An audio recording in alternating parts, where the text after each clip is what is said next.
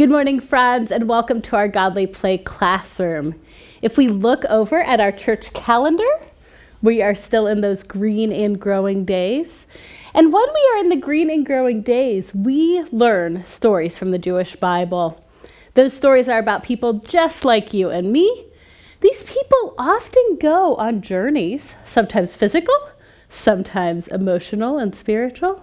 And as they go on these journeys, they are looking for answers to questions that they have. There was once someone who answered the questions that we have.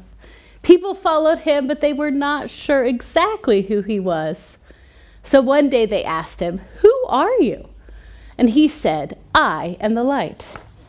And that light is with us now as we get ready for our story.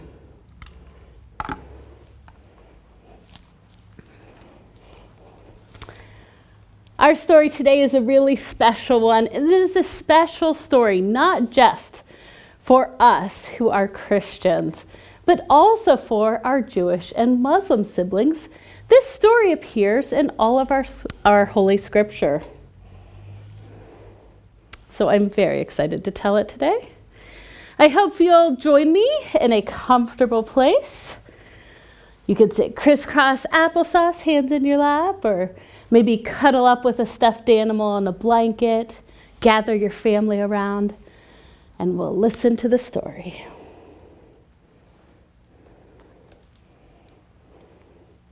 This story is about a woman.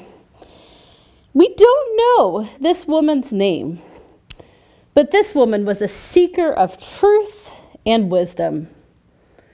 She was very wise, and she had a lot of power, because this woman was the Queen of Sheba.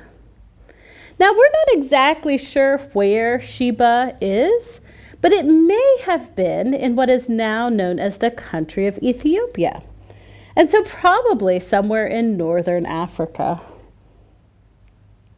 The Queen of Sheba heard amazing stories about King Solomon, who was the son of the great King David.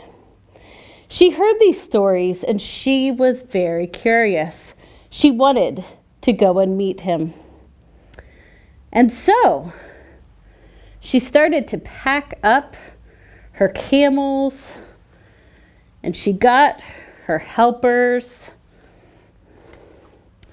They gathered food and oil and spices for the journey.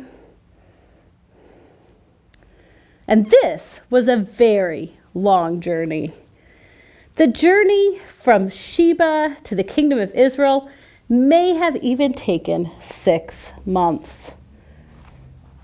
I wonder what she was thinking about on this very long journey. If she ever wanted to quit and just go back, or if she ever wished that the time would go more quickly, that she could get there faster. But finally, the Queen of Sheba got to the kingdom of Israel. When she arrived, King Solomon met her. And they shared a love of wisdom and knowledge. They talked and talked. And even though King Solomon was not perfect, he had a good heart. He wanted to make good choices and to serve the people of God. Now the queen had many questions for Solomon, and he answered all of them. She learned all about the God that they worshiped in the temple. The queen stayed in the beautiful palace, and she learned the wisdom of the people of Israel. Finally, the queen said to Solomon, "I heard in my own country about your success and your wisdom, and it is all true. Now I have seen it with my own eyes. Praise to the Lord your God. The Lord has constant love for Israel." The queen gave Solomon many presents, jewels and spices, and the king also gave the Queen of Sheba many gifts. And the queen left and returned back home to her country. I wonder what the queen did in her own country. I wonder how she used her wisdom to help her people. I wonder what we can learn from this beautiful friendship between the Queen of Sheba and King Solomon. I wonder how people who are so different and from very different places and histories and backgrounds can connect and learn from each other. Today I want us to do a little prayer together. This prayer is actually a Bible verse from the book of Psalms, chapter 46, verse 10.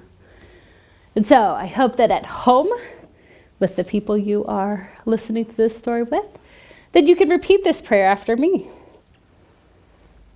Be still and know I am God. Be still and know that I am. Be still and know. Be still. Be. Now it's time to change the light. The light that is here in our Godly Play classroom will change and fill up the space around us.